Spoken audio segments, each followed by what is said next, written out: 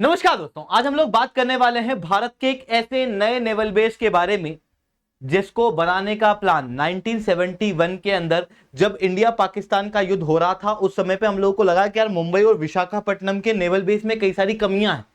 उन कमियों को रिजॉल्व करके एक नया नेवल बेस भारत को बनाना चाहिए। तो हम लोगों ने इस नेवल बेस को प्लान किया था और हमारा प्लान था कि इस नेवल बेस को इतना बड़ा बनाएंगे कि पूरे ईस्टर्न हेमिस्फेयर के अंदर ये सबसे बड़ा नेवल बेस दिखाई देगा। एक ऐसा नेवल बेस जिसको देख के चाइना पाकिस्तान तो घबराते हैं, साथ में ये पाकिस्तान के सबसे नजदीक भी है पर पाकिस्तान की स्ट्राइक रेंज से काफी दूर भी है। एक ऐसा नेवल बेस जो भारत का सबसे बड़ा नेवल बेस आने वाले समय में बनेगा और उसके लिए प्लान जो है वो ऑलरेडी प्रस्तुत किया जा चुका है। दोस्तों जी हां, आज हम लोग बात करने वाले हैं कारवार नेवल बेस के बारे में, जो कि आईएनएस कदंबा नाम से भी जाना जाता है, जो कि कर्नाटक के अंदर प्रेजेंट है।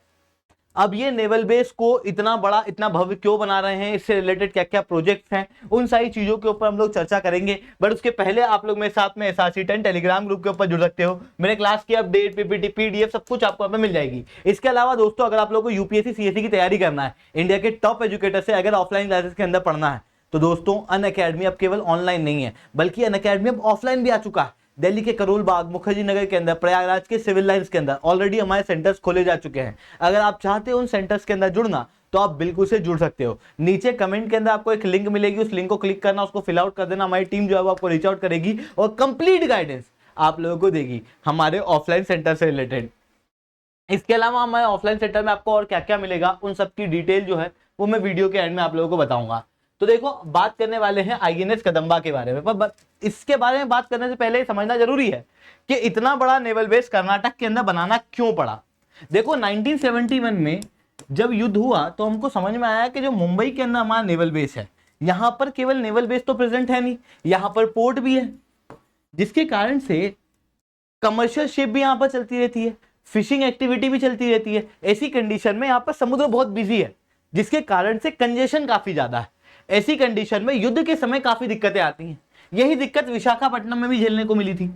वहीं दूसरी तरफ भारत के पास में आज के समय दो अलग अलग एयरक्राफ्ट कैरियर्स हैं। भारत डिस्ट्रॉयर्स को भी डेवलप कर रहा है, मतलब भारत के पास में बड़े जहाज हैं। पर इन बड़े जहाजों को हम लोग रखे कहां, क्योंकि विशाखापट्टनम और मुंबई ये दोनों ही नेवल बेस की जो डेप्थ है वो बहुत ज्यादा नहीं है। अगर मैं आईएनएस विक्रांत की ही बात करूं तो आईएनएस विक्रांत 40,000 टन का है, इतना पानी डिस्प्लेस करता है। ऐसी कंडीशन में मुंबई के अंदर और विशाखापट्टनम के अंदर इसको डॉक कर पाना काफी ज्यादा मुश्किल था।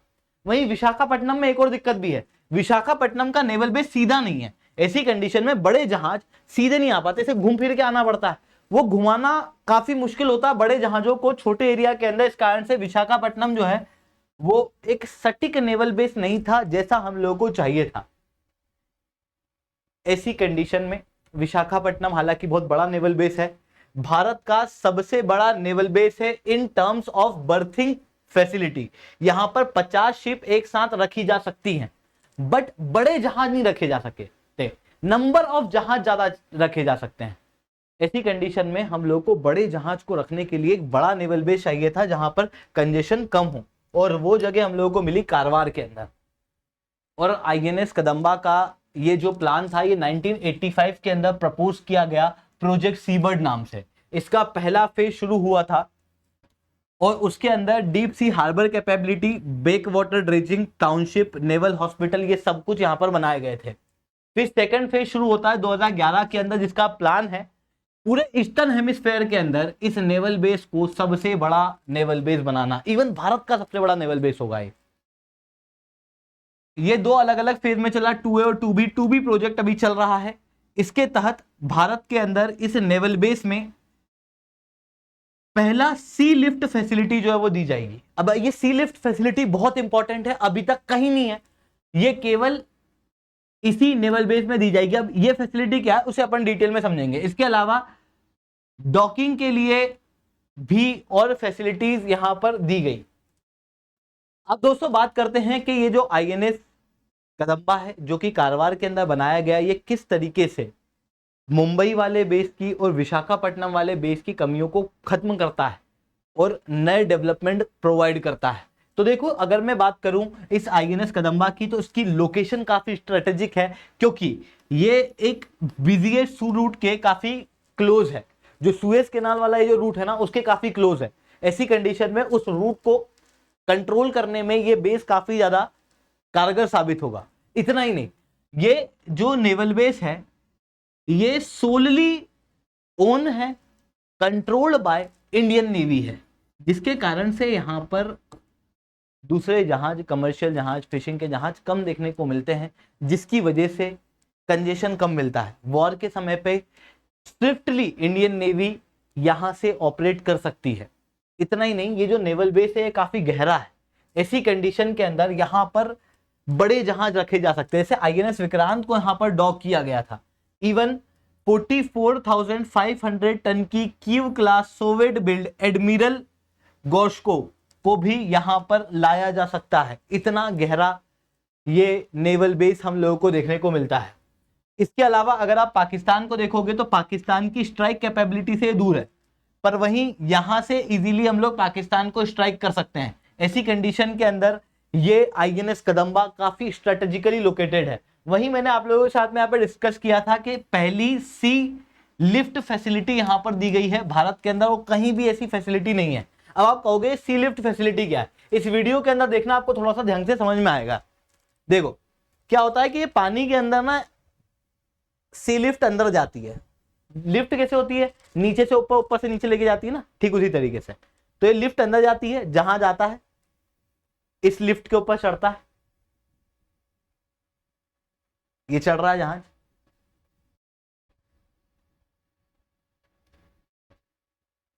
अब इस जहाज को नीचे से लॉक कर लिया जाएगा। देखना, एक सेकेंड,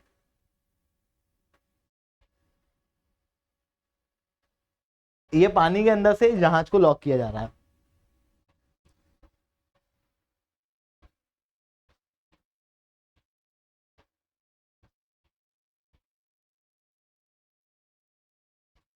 लॉक हो गया। अब उसके बाद में ये लिफ्ट ऊपर आएगी, जहाज को ऊपर लेके आएगी। ये लॉक हुआ, अभी जहाज ऊपर आएगा इस लिफ्ट से।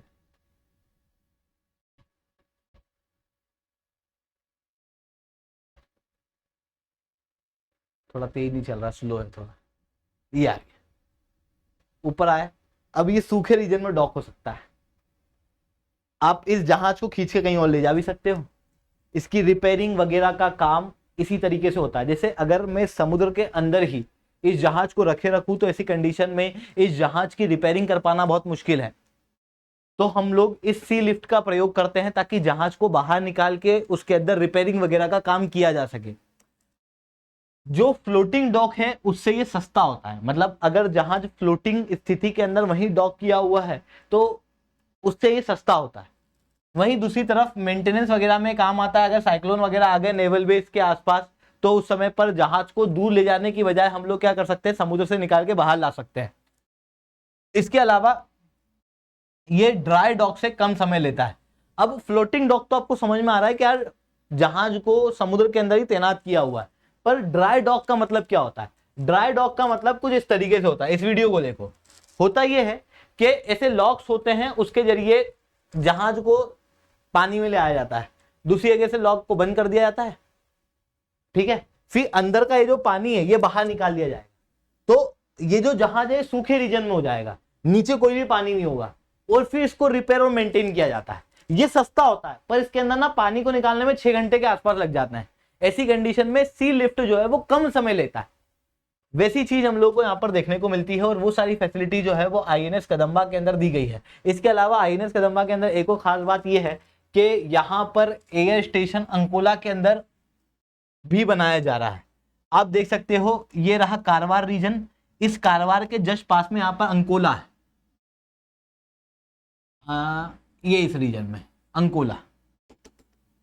हालांकि आईएनएस हंसा यहां पर देखने को मिलता है, जो कि भी एक एयर स्टेशन है जहां पर इंडियन नेवी के सारे जहाज वगैरह, मतलब जो हवाई जहाज होते हैं ना, हेलीकॉप्टर, अनमेन्ड एरियल व्हीकल, जो इंडियन नेवी के पास में होते हैं, वो यहां पर स्टेशन होते हैं। आईएनएस हंसा के अंदर पहले ही कंजेशन ज्यादा है, उस कंजेशन को कम करने के लिए इस नेवल बेस के लिए अलग से एक एयर स्टेशन भी बनाया जा रहा है, जो कि 1328 एकड़ के अंदर फैला है और 2025 तक ये कंप्लीट हो जाएगा। यहां पर डॉर्नियर 228 टाइप एयरक्राफ्ट होगा, हेलीकॉप्टर, अनमेन्ड एरियल व्हीकल जो इंडियन नेवी के हैं वो यहां पर रखे जाएंगे। तो ये सारी चीजें जो है वो वहां पर प्रोवाइड की गई है ताकि भारत का सबसे बड़ा नेवल बेस जो है वो तैयार हो सके। इवन कहूं तो पूरे ईस्टर्न हेमिस्फीयर के अंदर सबसे बड़ा नेवल बेस जो है वो तैयार होने वाला है। आई होप आप लोगों को ये सारी बातें समझ में आई होंगी। लेक्चर अच्छा लगा हो तो लाइक करना, लेक्चर बहुत अच्छा लगा हो तो नीचे 10 कमेंट करना। अगर आप लोगों को यूपीएससी सीएससी की तैयारी करना है, इंडिया के टॉप एजुकेटर से ऑफलाइन क्लासेस के अंदर पढ़ना है, दोस्तों आप लोगों के पास में बहुत अच्छा मौका है। अनअकैडमी के टॉप एजुकेटर अब केवल ऑनलाइन नहीं बल्कि ऑफलाइन क्लासेस के अंदर भी आप लोगों को पढ़ा रहे हैं। आप चाहते हैं तो खुद को एनरोल कर सकते हैं। अगर आप चाहते हैं हमारा सेंटर देखना तो इस वीडियो को थोड़ा एंड तक देखना।